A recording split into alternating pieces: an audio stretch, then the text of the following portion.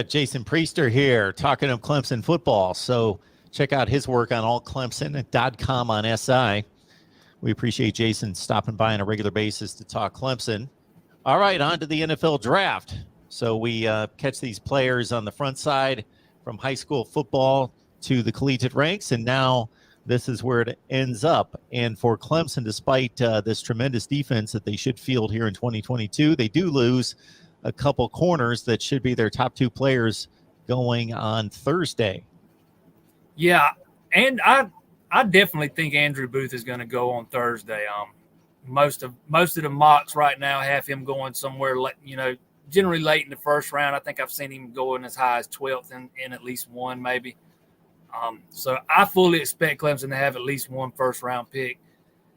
To me, Booth's one of the top corners in the draft class this year, no doubt about it. But I think a dark horse is the other corner Clemson's got, Mario Goodrich. Doesn't get nearly the publicity that Booth does. Really turned in a very, very solid season in his last year in 2021. Was a first-team All-ACC guy right there with Booth. Gave Clemson a lot of production on the back end of that defense. I'm be curious. I don't know if he goes day one, but I would be very curious to see if he goes day two. Wouldn't shock me if he fell, early third round, something like that. But he's a guy that I'll definitely be watching once we get into the second day.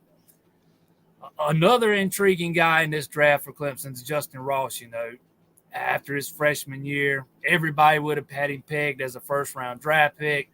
Then he kind of slips with some of his production as a sophomore. Then he misses his entire junior season. Then he comes back last year, knocking off the rust, playing with let's face it, an unproductive quarterback, inconsistent offensive line. Just didn't have the numbers, and he's not the burner that some of the other receivers in the draft are. I think he ran a 4.68 maybe at Pro Day.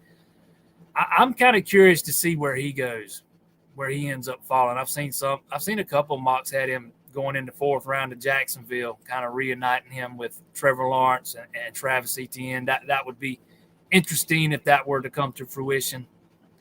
But to me, the biggest wild card of all is Nolan Turner, the safety, super senior last year. Felt like he'd been at Clemson forever. He really turned heads at the Pro Day last month. Ran a 4.47 40. Just lit it up, and he definitely made himself some money that day. I'm kind of curious to see where he goes to. It's not going to be day one, day two, or anything like that, I wouldn't think, but he definitely moved himself up the draft boards with his performance at Pro Day, no doubt about it. So, Jason, why do the NFL scouts like Booth over Goodrich? Is it size? Is it speed? That's a good question. Booth didn't run at the Pro Day. Goodrich ran a 4.62. And they're not that much. Let me pull that up. I don't think they're all that much different in size, man. It's just it's hard for me to even answer that question. Who knows what they're looking at? It could be, change of direction, skills, all sorts of things. But Booth, he brings a lot of athleticism to the position. We've seen him go up and make those one-handed catches. He's very, very athletic. Not to say Mario Goodrich isn't, but Booth's 6 foot tall. Let's see what Goodrich is here. Goodrich 6 foot tall, and the wingspan's not that much in favor of Booth. So I really cannot answer the specifics of what sets Booth apart. I'm not that much of a talent evaluator as some others are, but I really don't know. Well, Jason, then we got that slew of players that could get drafted, or they could see the draft pass them by, but they're still going to get a number of calls from NFL teams, and they can decide where they're going to go to training camp and try to make a roster spot as an undrafted free agent. Yeah, you're looking at a couple guys like linebackers James Skowski, Balin Spector. Everybody loves Clemson linebacker James Skowski. He always leaves it on the field, always. Everything he's got, gives you everything he's got.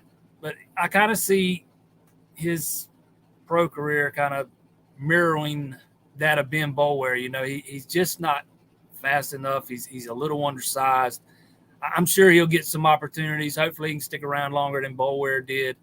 Wouldn't shock me to see Balin Spector actually get picked in the draft somewhere late. He's another guy that if he doesn't, he'll get some opportunities.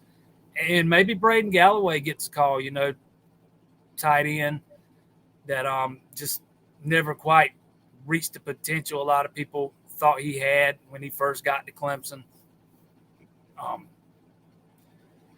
He certainly – he doesn't have the size of some of the other tight ends in the NFL, but he's got some athleticism.